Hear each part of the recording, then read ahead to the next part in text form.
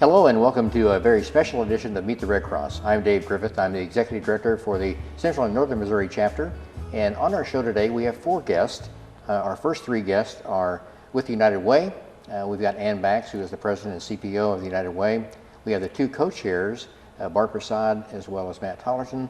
And then on the second part of the show, we're going to have John Matthews. And John Matthews is our community volunteer leader and also a very long-time volunteer. So we have a very interesting show for you today, and thank you for joining us. Thank you all for being here today. You're welcome. Thanks for having us. Barb, I know that every year the United Way has a campaign. And in the campaign it always has some kind of a title and some theme that goes along with it. So tell us about the theme that we have for this year and really how that came about and what that means to it.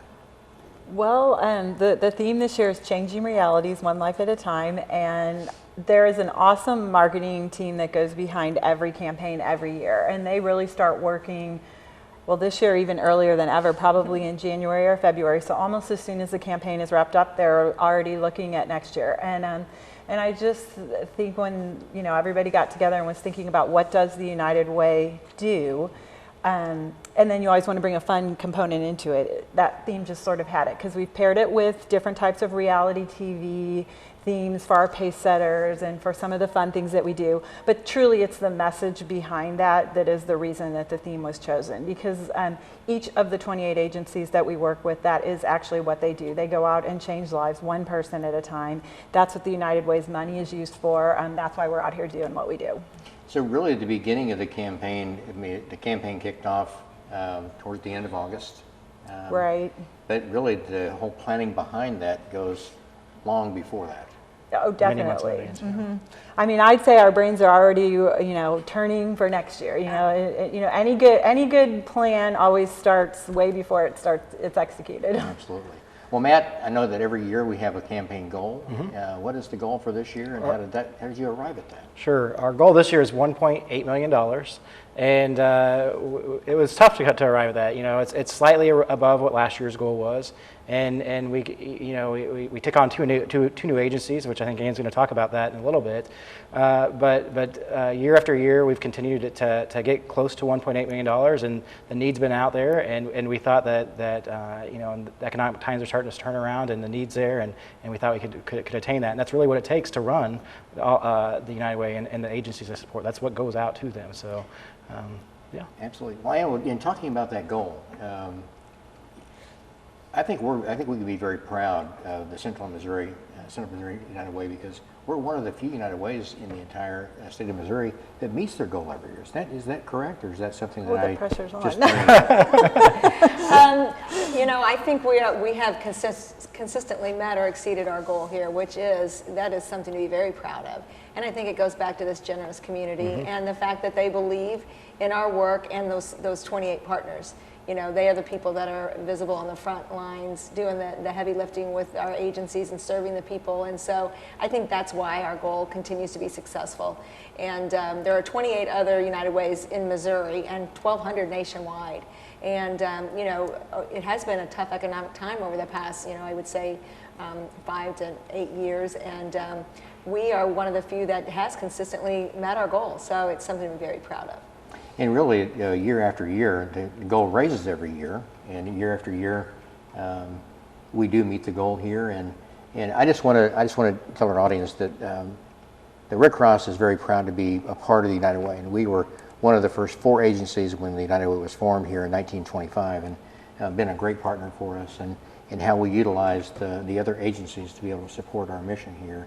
And those agencies are also involved in the campaign as well, aren't they? They are. They're actually we have our 28 partner agencies and the United Way office, our 5 staff people. We're considered one pace setter, and so we all have campaigns and ask our staff and our boards to consider pledging to the campaign, just like we go out and ask businesses. So yeah, all those agencies come together, and together this year raised about $33,000 as one pace setter. So that's incredible. It is incredible. It really is. Well, Barb, you're the co-chair this year. You were the co-chair last year with Andy Fechtel, and you survived that. I did survive it. So as the co-chair, really what are your responsibilities, and I know that you spent a lot of time going to meetings and all that, but first off, how did you decide to agree to do that in the first place, and then what are some of your responsibilities? Well, I had been a supporter of the United Way for a long time. I was on the board, had participated in their fund allocation process and strategic planning. So, it was something that was near and dear to my heart, and I'm sure that's what they probably look for when they're trying to figure out who their co-chairs are going to be. So I was someone that had been around for a while, and Ann just got me at a weak moment. I honestly, I was on a business trip, and it was a break, and I was sitting at the pool in Mexico when she asked me. I planned that well. Yeah, and it seemed like it would just fit perfectly fine into my life, which it has. It has been an amazing experience for me. I mean, I think anyone that has been a co-chair, and I'm sure Matt will, agree to this, that you couldn't be in this role and not appreciate the generosity of our community, and I think it just changes your perspective on a lot of things, and it really makes you proud to be a part of Jefferson City and and its surrounding areas. And I couldn't agree with you more, and I know since I took this job, there are so many stories that you hear about the impact that, in our case, the Red Cross has had on people's lives, but taking that even a step further with United Way of what that happens right here in our community and what those have done. In the videos, I think that we've had in the past have really captured that, captured some of those stories and been able to tell them. I always think that, Ann, you probably ought to have a box of Kleenex on the table when we play a lot of those videos. Definitely. Because they're very heartwarming. And the generosity of the businesses. I mean, businesses shut down their offices for hours at a time and bring hundreds of employees, to hear our story. And that's a big imposition on their day-to-day work. And so I'm just amazed at the number of businesses that really do put on amazing campaigns and allow their employees to spend a lot of time on the campaigns. Well, Matt, one thing that you kind of segue from that, and talking about the businesses, we have what are known as pace setters. Sure. And you and the three of you, and I've been on some of those as well, where you go out into their business and talk to them and tell them a story and tell our story about what's going on. Right. How has that been received this year? And It's been great with open arms. This morning we were at Scholastic, and they're not a pace setter, but it's another business just like that, and we have many of those pace setters. But coming out and sharing the stories, the video. Today we actually had live participants that were in the video, so we had Lakeisha and Todd and Elijah Mayfield, and there were not a dry eye in the parking lot, I don't think, today, but they've been so open, and what's so great about it is I think people sitting in their chairs listening to us and everything really start thinking about how that safety net we have here with all the United Way agencies can really support them, have probably supported someone, either them or someone they work with, a family member. And so the employees of those pace setters and of those businesses we're coming to, they can really relate to the message. And they've been very well receptive to that message. So Elijah is just, he is a success story. He is. I've had the privilege of knowing him since he was a small child when he went into the Special Learning Center and went through there. And to see him now, I think he's going to probably run for office. I don't know. He looks like he is every time I see him. He's dressed to the nines, but honestly, it's an amazing story, and the heart that he has is just a pleasure to know. One thing, and we've added 2 new agencies to the United Way this year.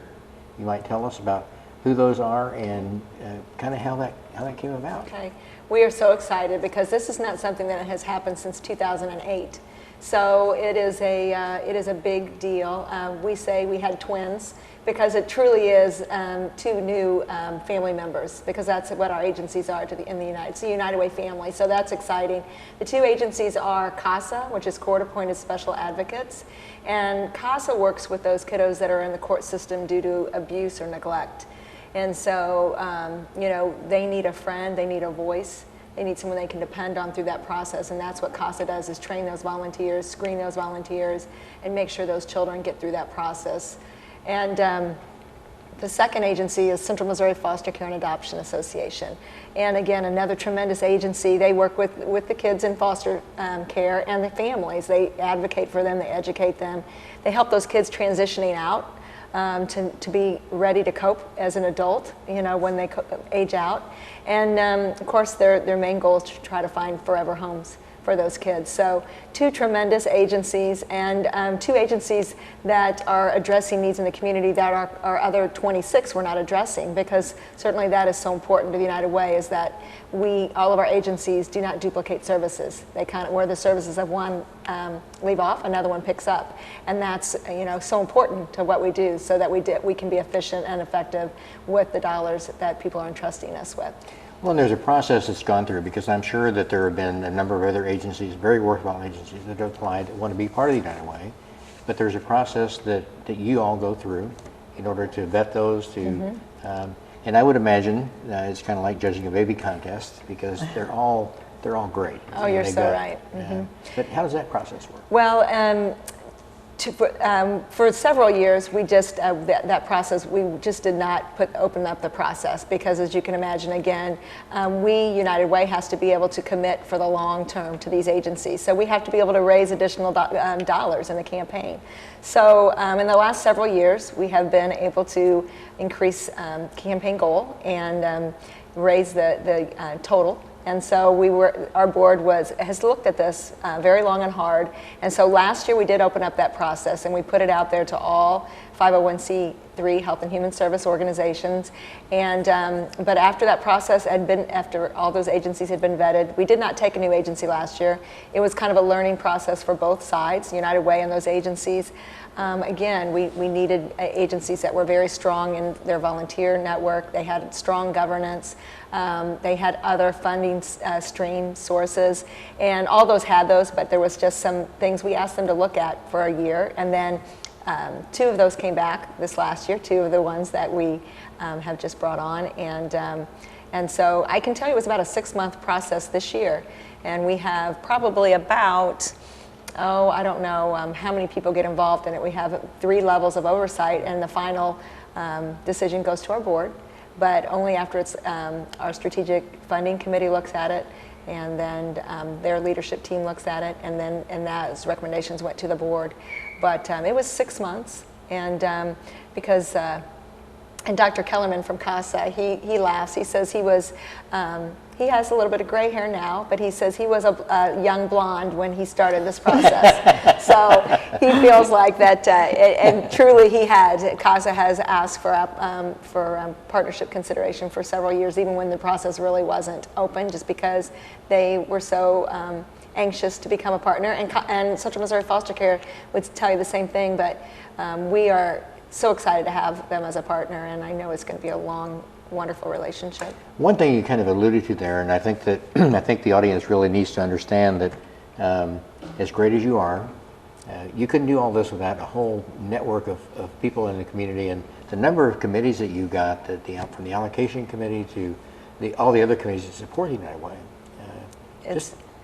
It's just, and Barb's talking about, and Matt talking about how wonderful this experience has been for them, that I have that same, I want to, just express that myself. This being involved with United Way, I have met so many fantastic people, just incredible human beings, and the people that give of their time and talent for the United Way and for our community, it's just incredible. And you're right. I mean, we have every year probably at least 500 to 600 volunteers that all work in different facets. They bring their specialized skill sets and just give their heart and souls to this organization. And it is just a wonderful blessing to the United Way and our community. Really is. And Barb, we're at the heart of the campaign right now, and it goes until when? November 5th is the victory celebration. So that's when we will hopefully announce that we have met our goal and kind of wrap things up for this year. And Matt, the victory celebration, without giving a whole lot away to our audience, what are some of the things that had kind of happened during that period of time? Sure, we always have a little fun with it. So there'll be a fun element and a little bit of the theme brought into it. But we usually recognize some of our agencies at the event, and then just kind of share our totals of the different segments of their community of who's provided those funds, and get to announce our goal if we've met that or not. So there have been some fun things that have happened during this campaign. The rock paper scissors thing. Now that's going to be happening next week. It's still coming up, yeah. Yeah, that's coming up, and it'll be on September 24th at Jefferson Bank on their campus on Missouri Boulevard. So yeah. So I would just like to say, if there's any people out there, businesses, we have a 64-person bracket. We've encouraged businesses to have their own internal rock, paper, scissors tournament, and it's themed around the Survivor theme because of our changing reality TV theme. But we're encouraging businesses to have a tournament, come up with their own champion, and then on the 24th, we've got a 64-person bracket that we're going to be determining the sole survivor of the rock, paper, scissors tournament. So we'd love to have businesses send forth their own champion. That's right. Well, and there have been some other things gone, and Barb, your husband really participated in this in the talent contest. We had our Mid-Missouri's Got Talent, which was our community kickoff, where we, News Tribune helped put out a search for local talent, and we had an event, which I'm forgetting the date now, September 1st, September 1st, and we chose 6 people to represent Mid-Missouri, and we also had what was called our People's Choice, who raised the most online, which was my husband and Lyle Rosberg, doing a beach ball ballet. Well, and those videos can be seen on YouTube. Is that still correct? Or? I believe it's still on our website, yes, website? if they click on the Mid-Missouri's Got Talent. The other component of that was we had, in between the 6 finalists, we had agency talents. We had a gentleman from Capital Projects that sang a Johnny Cash song, and then a group of the residents from Osage County Community Living and Capital Projects sang Angels Among Us. The Special Learning Center kiddos performed, the Boys and Girls kiddos performed. It was a great night. It really was a great night.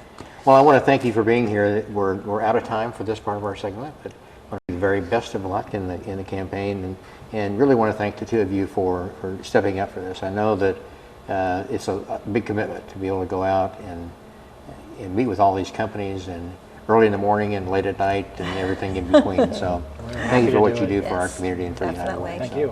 And Ann, thank you for being our leader. And thank you for your partnership and support, Dave, for all you do. Stay with us. We'll be right back after this brief break.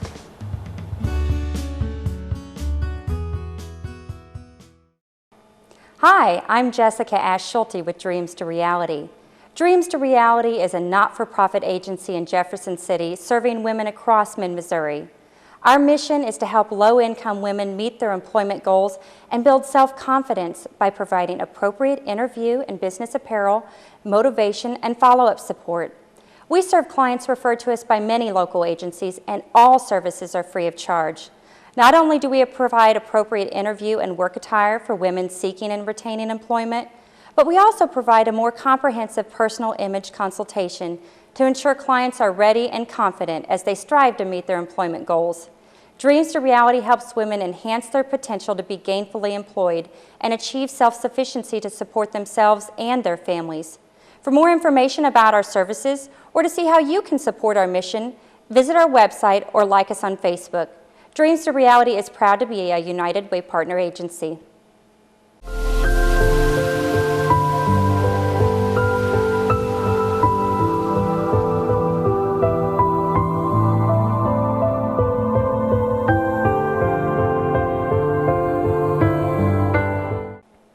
Hi, I'm Trish Rockers with Homemaker Healthcare. Homemaker Healthcare is a not-for-profit United Way agency providing home health and in-home care. We provide services to seniors and disabled individuals in their own homes. We care for around 400 people in 19 counties. We do this so that you can get the care that you need and remain safe and independent in your own home. We can provide nursing, physical therapy, caregiver services. We also prepare meals, assist with medications, and supply respite care to you or your loved ones.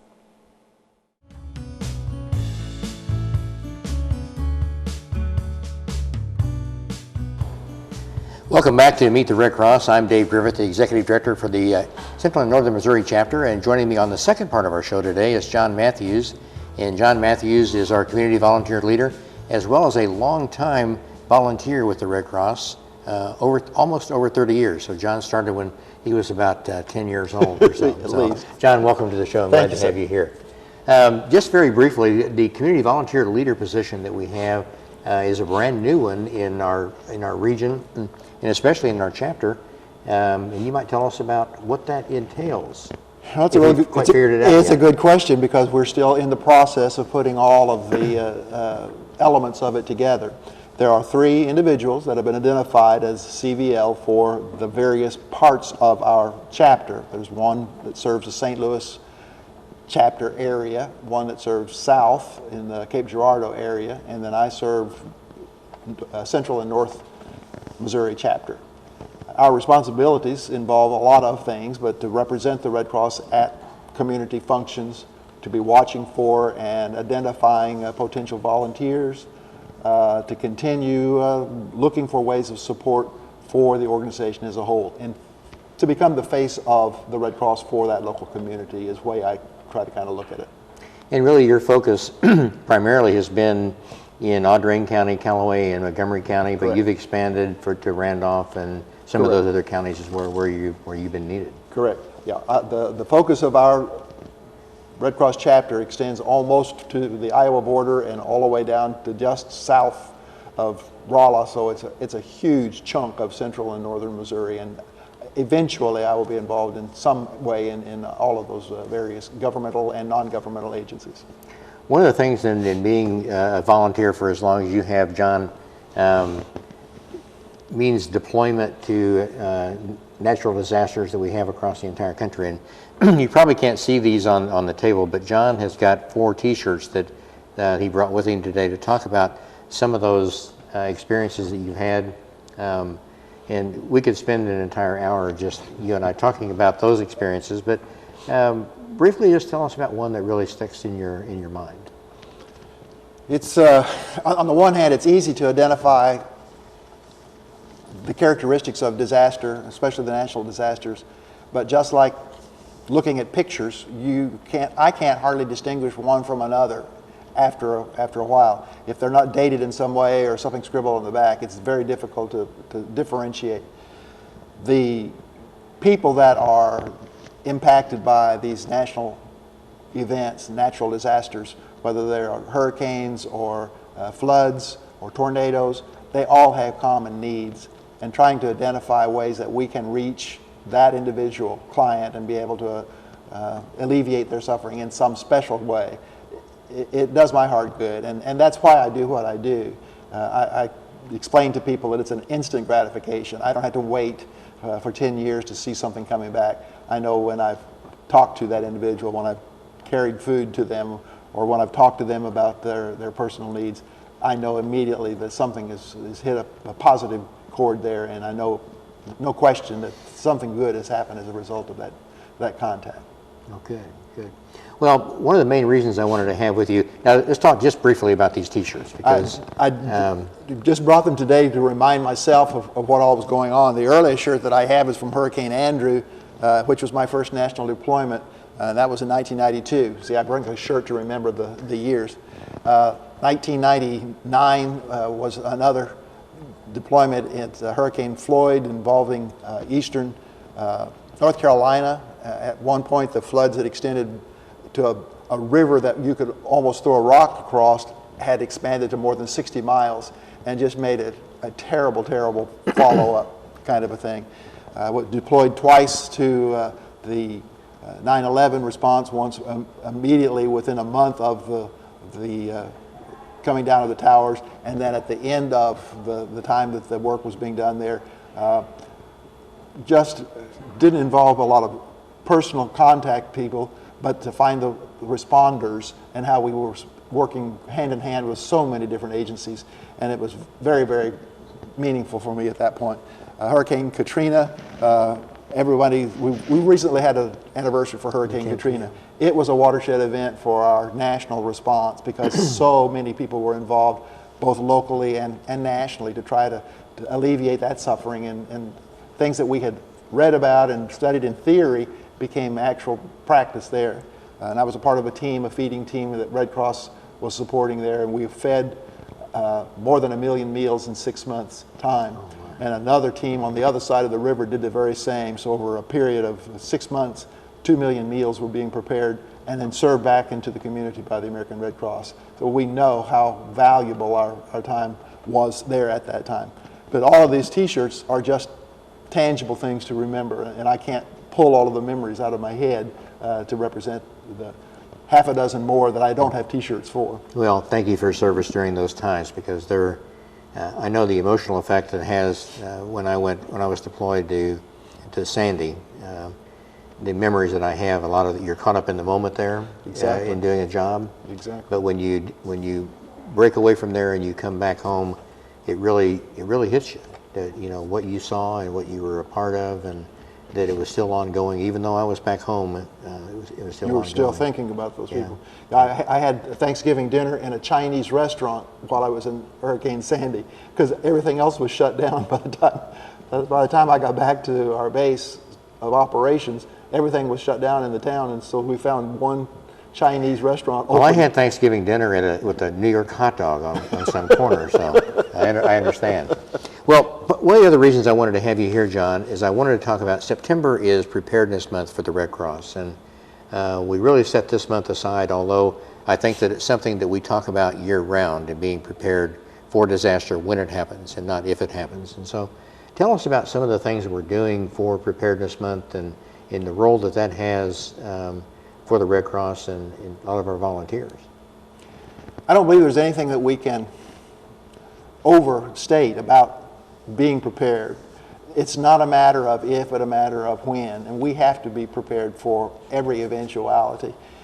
And setting aside just 1 month is probably inadequate, but having people begin to think about and to focus their attention on what can we do in our home, in our workplace, wherever it is that we are, at school, as we travel, and to begin to put all of those ideas together. To me, that's the most important part about the preparation week.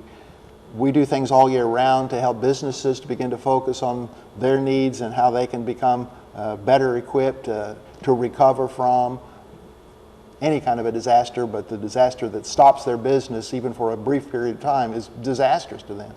A home, we do single-family fire responses all year round. But today we just finished up work here in Jefferson City with smoke detector work, preparation to alleviate that kind of incident, try to keep that from happening. To me, that was really critical, and it's preparation that every family can be a part of. The Ready in 3. Right. Talk about Ready in 3.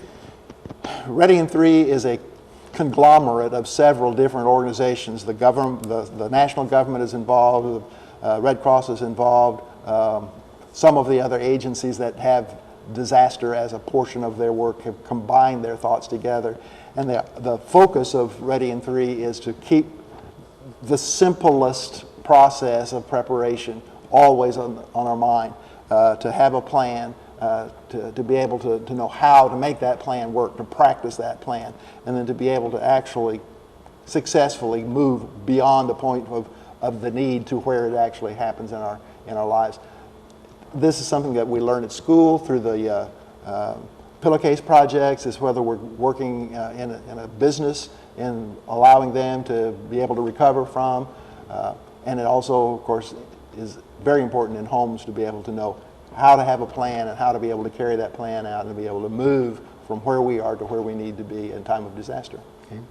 Now, you alluded just a minute ago to the Home Fire Preparedness Campaign and program that we've got that's ongoing now, and it really began in Belleville, Illinois back in October of last year, and there's been so many success stories that have come out of this campaign, and today, as part of the United Way Day of Caring, we helped out in that. We garnered some volunteers that came out, and we've got some preliminary numbers in of what we actually did today. Right, and we haven't completed the project here in Jefferson City, but at this point we have 11 homes that agreed to allow us and our volunteers to come in and inspect. In those 11 homes we installed 22 alarms and replaced 2 batteries. And then we had at least one home that was left to visit that had been contacted previously but wasn't home when we made our visit. This is the second of these 2 projects that I've been involved with in Missouri, the first being in Kirksville. And it is so exciting to walk into someone's home who they're not even thinking about, well, why do I even need a smoke detector? And to be able to prepare them for the eventuality of a fire that's going to come someday and be better prepared with the equipment that they have, as well as preparing their minds to begin thinking about their response to that fire if it happens. John and I were on the same team today and went into a home here in town, and a family of 6 that lived in this particular home, 3 adults and 3 children, and they had no smoke detectors whatsoever. And so if a fire were to happen in their home, they could very well sleep through it and not survive. And so those are the kind of programs, and I know, John, and I'm sure you would agree, that it feels so good to be a part of, to know that if something were to happen, we had a role in helping them, that family, save their life. Audrain County, which is where I come here from, had 2 fires early in the year that had fatalities. It was the first fatality home fires that I was involved with. Neither one of them had smoke detectors, and the idea of how those lives might have been saved just haunted me to realize what we might have been able to do if we had been able to get into their homes even a month earlier.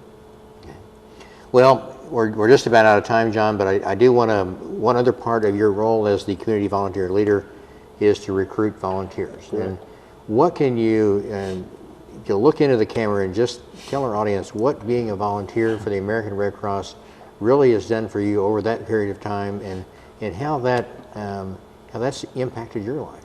I was really very fortunate to know just right off the bat what kinds of things that I was wanting to get involved with. The Red Cross has 5 program services. Disaster services, that is my bread and butter. That's what I do my volunteer work and have all the way through. Recently, in the last couple of years, really since retirement, I've added to that. But we have the 5 areas of responsibility, including disaster, blood services, service to military, health and safety, and blood services. All of these are important and vital areas. Each one of them stands alone. Each one needs volunteers in some way or another. And if you have people in your family that have been impacted by the lack of response in a disaster, or the need for blood services, or if you have somebody that's been in the military and needed to have messages to be sent home, all of these things have life. They impact all of our lives in different kinds of ways.